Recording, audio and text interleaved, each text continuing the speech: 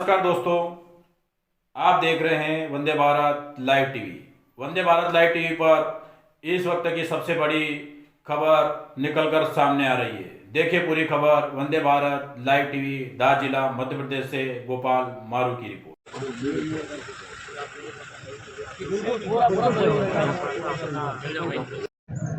क्या नाम है आपका? ज्योति। आपके भाई की हत्या आपकी भाभी ने ही कर दी। हाँ।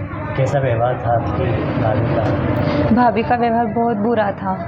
वो मतलब चिड़चिड़ करना, सही से बात नहीं करना, ऐसे कि ज़बरदस्ती रखा हुआ है, या मतलब हमें और मम्मी दिखने नहीं चाहिए भैया से, तो उनकी मतलब भैया तो आसपास होने ही नहीं चाहिए। जब देखो तब भैया से झगड़ा, रूम में जाते थे तो झगड़ा, रूम से बाहर तो वो रूम के अंदर कहते थे कि मेरे को सोने नहीं देते, बाहर जाऊँ मैं सोऊंगी, और फिर अंदर जाके मोबाइल चलाते थे। अच्छा बहुत सी बार अंदर से आवाज़ भी आती थी। आपको आपको कब पता लगा कि उनका अफेयर है इस लड़के से पहले से? मेरे को शुरू में 2020 में जब उनके भैया की शादी थी और मैं वहाँ गई थी ना, तब मैंने देखा था, और तब भैया को भी पता चल गया था। कितने समय से था इनका अफेयर? कितने सालों कितने से? मेरे को 2020 में पता चला था, उसके पहले से बाद से वो मेरे को नहीं पता, पर 2020 में उनका अफेयर चल रहा था और अभी तक भी चल रहा था। अच्छा, यहाँ पे वो आता था लड़का? हाँ। जब भाभी यहाँ नहीं थे तब वो कभी नहीं आया, लेकिन जब भाभी को हम लेके आए ना, तो हर 3-4 दिन में वो आता था। यहाँ घर पे आता था? नहीं, घर पे नहीं आता था, गाँव में आता था। तो बाहर से निकलना, रोड से निकलना, भाभी खिड़की पे खड़े रहते थे। आपकी भैया आपसे झगड़े करते थे, क्या बोलते थे? भैया कभी किसी से कोई झगड़ा नहीं करते थे, भाभी से भी नहीं करते थे। भाभी झगड़ा करते थे पर भैया ने कभी उल्टा जवाब नहीं दिया। क्या बोलती थी भाभी भैया को?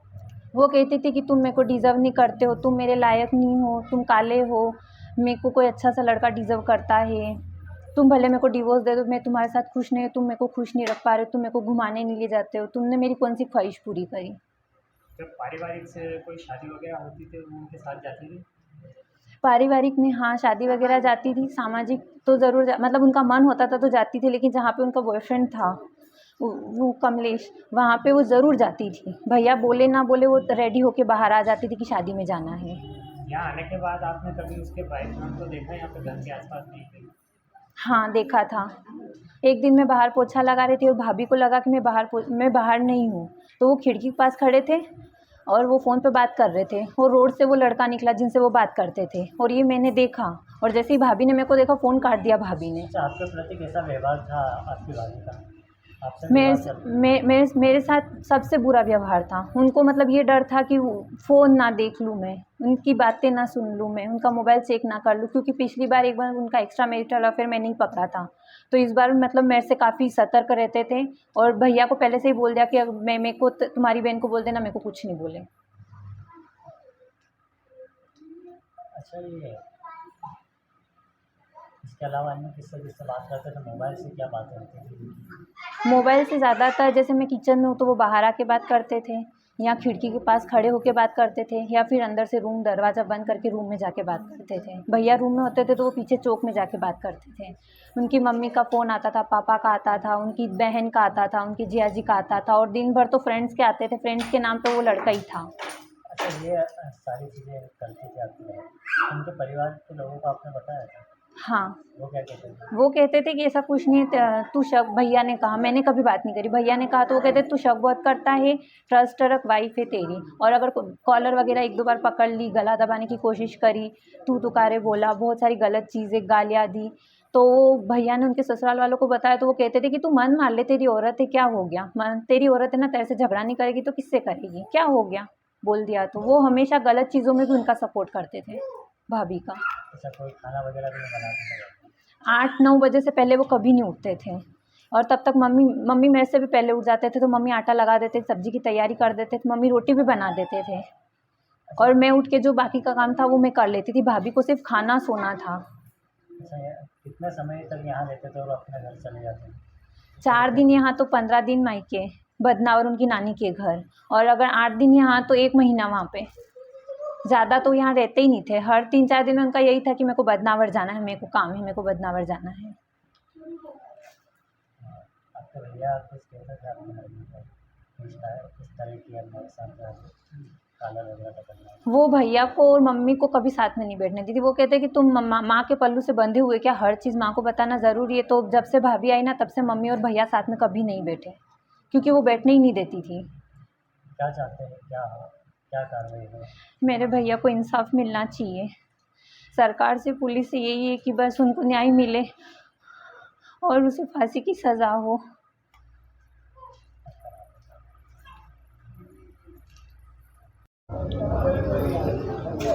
आपके बेटे की कल मौत हो गई है, कैसे क्या हुई? आपकी बहू ने हत्या कर दी आपकी? हाँ, मेरी बहू ने करी।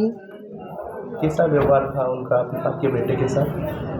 वो हमेशा विवाद करती रहती थी। वहाँ यहाँ कम रहती और मायके में बहुत रहती थी। यहाँ 4 दिन रहती थी, वहाँ 15 दिन रहती थी। यहाँ 4 दिन के लिए आती थी, उसमें भी झगड़ा। वहाँ फ़ोन से भी वो झगड़े में यहाँ से चैन से उसको रहने नहीं देती थी। उसके पहले उसने हाथापाई भी कर ली थी। तो 3 साल वहाँ बैठी वो पियर में। उसके बाद समाज वाले उसको लाए। उसके बाद भी उसका वही विवाद, वही झगड़ा, वही फ़ोन चलाना। और वहाँ से ऐसे करके लाइक मैं फ़ोन रखूँगी। किसी से बात भी करते थे? आपसे भी विवाद करते थे? हाँ, हमसे भी करती थी।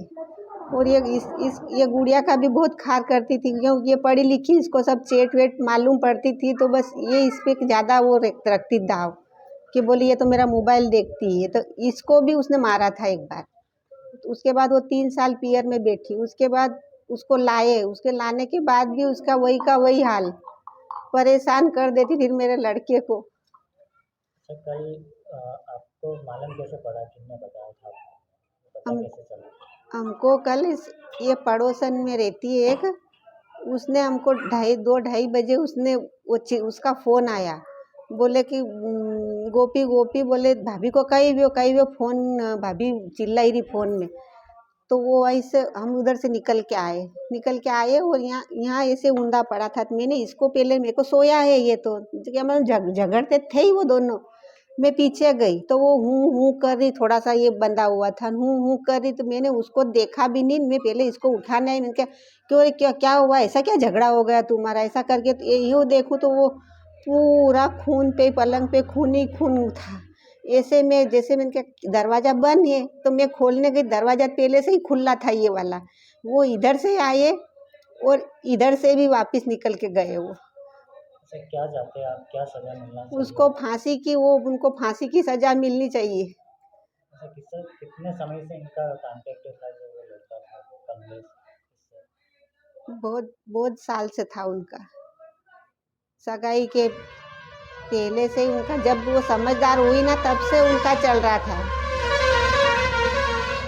कैसे विवाद करती थी? आपसे भी कोई विवाद? हाँ, हमसे भी झगड़ा करती थी। तुम दोनों निकलो सामने जेठ के वहाँ चली जाओ, तुम हमको चाहती नहीं हो, मैं तेरे को निकालूंगी ना, तू यहाँ पे मत रहे।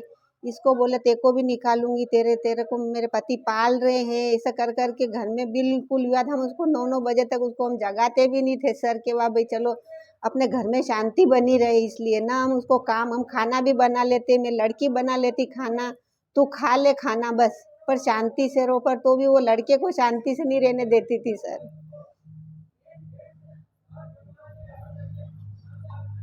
और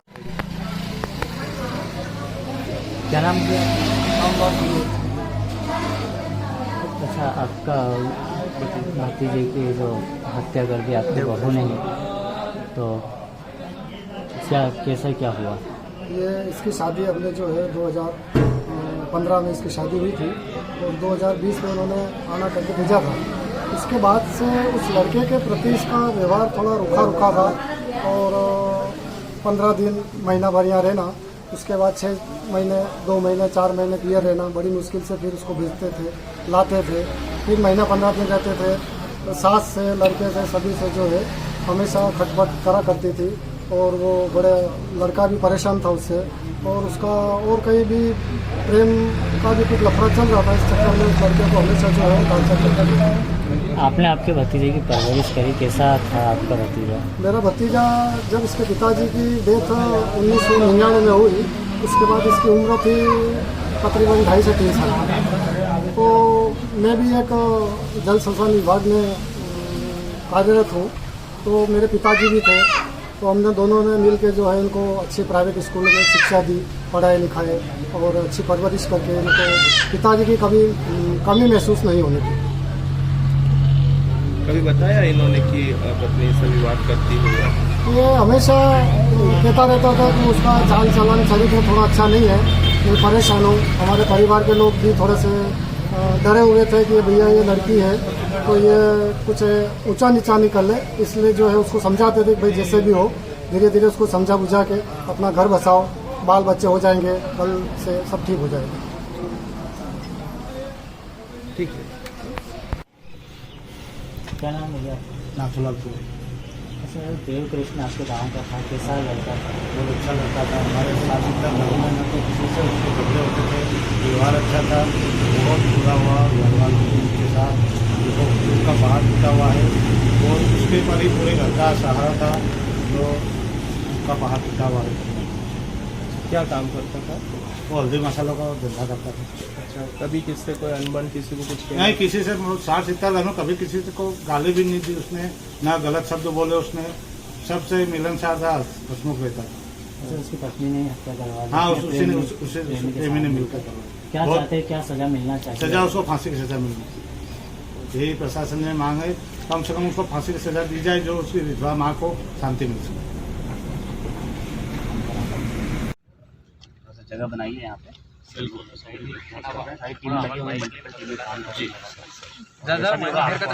ठीक सर, बड़ी उम्मीद है। Okay sir, thank you sir, thank you sir.